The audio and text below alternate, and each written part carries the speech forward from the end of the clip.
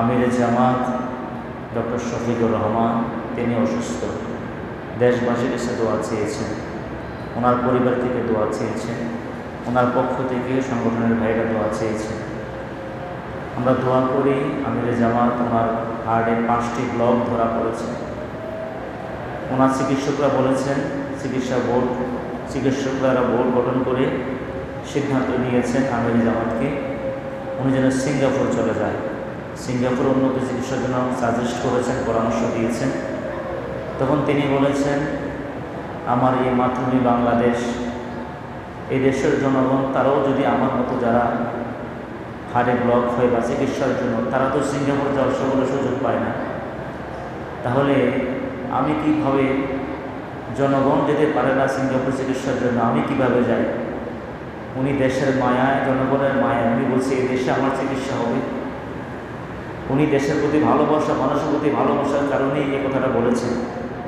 উনি সিঙ্গাপুর গিয়ে চিকিৎসা করতে কোনো অসুবিধা নাই, টাকা পয়সারও সমস্যা নাই, কিন্তু তারপরেও তিনি বলছেন আমি আমার দেশে আমার চিকিৎসা হবে।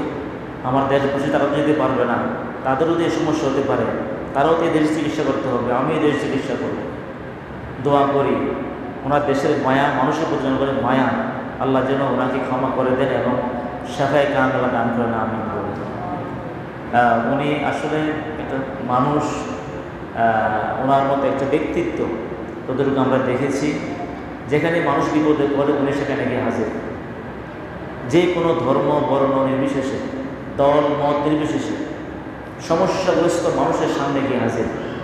বন্যা কবলিত এলাকায় তো উনি দেখা যায় পানির মধ্যে নেমে গিয়ে মানুষের সেবা দিয়েছেন এবং ওনার দলের নেতাকর্মীদেরকে উৎসাহিত করেছেন, দেশবাসীকে উৎসাহিত করেছেন সবাই এগিয়ে আসার জন্যে, অসহায় মানুষের পক্ষে। এইভাবে তিনি মানুষের দুয়ারে দুয়ারে সেবার জন্য, মানুষের ভালোবাসা, মানুষের প্রতি আন্তরিকতা, মহব্বতের কারণে সকলের দুয়ারে দুয়ারে যাচ্ছে এবং এদেশের সকল আলেম ওলামাদেরকে ঐক্য করার জন্য আলিয়া কওমি পীর মাশায়েখ এবং সকল আলেমদের কাছে তিনি যাচ্ছেন। একামতে দিনের স্বার্থে এই জমিনে কোরআনের সমাজ কায়েমের জন্য উনি সকলের কাছে যাচ্ছেন।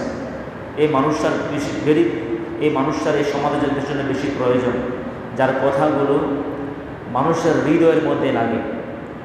যেখানে বক্তব্য রাখেন দেখা যায় এমন কিছু বিষয় নিয়ে কথা বলেন, মানুষের অন্তরের মধ্যে সেগুলো গেঁথে যায় এবং ওনার প্রত্যেকটা বক্তব্য ধরনগুলো এক এক ভিন্নভাবে, প্রত্যেকটা কথাই প্রয়োজন, এক এক বক্তব্যে এক এক ধরনের, কিন্তু প্রত্যেকটা কথাই মানুষের কল্যাণে, দেশের কল্যাণে, ইসলামের জন্য কথাগুলো বলেন। সবার মনের মধ্যে এগুলো গেঁথে যাচ্ছে।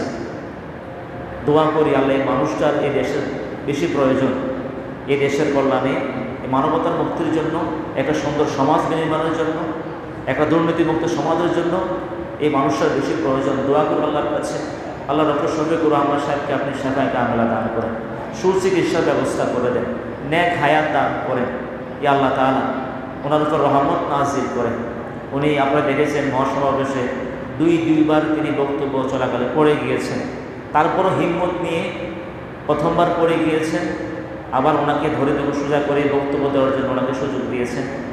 উনি আগ্রহ প্রকাশ করেছেন বক্তব্য দেওয়ার জন্য, আবার পড়ে গিয়েছেন। পরবর্তীতে বসে ওনার কথাগুলো বলেছেন, যে কথাগুলো তিনি এত চমৎকারভাবে বলেছেন, অসুস্থ অবস্থায় এত গুরুত্বপূর্ণ অল্প সময়ের ভিতরে কথাগুলো বলেছেন, যে কথাগুলো দেশের কল্যাণ, জাতির কল্যাণ, ইসলামের কল্যাণ। দোয়া করি আল্লাহ তাআলা মানুষটার উপর রহমত নাজিল করুন, এদেশের জনগণের কল্যাণে আল্লাহ যেন ওনাকে নেক হায়াত দান করেন, এদেশের ইসলামের জন্য আল্লাহ ওনাকে নেক হায়াত দান করুন। আল্লাহ তাআলা ওনার সুচিকিৎসার আল্লাহ ব্যবস্থা করে দিন, আমরা সকলে বলি আমিন। প্রিয় বন্ধুগণ, আমরা এইভাবে অসুস্থ হলে পরে আমরা দোয়া করব, ওয়াশফি সুদুর কওমি মুমিনিন ওয়া শিফাউল লিমা ফিস সুদুর কুল হুয়া লিল্লাযিনা আমানু হুদান ওয়া শিফা ইয়াখরুজু মিন বুতুনিহা শারাবুন মুখতালিফুন আলওয়ানুহু ফি শিফাউল লিন্নাস।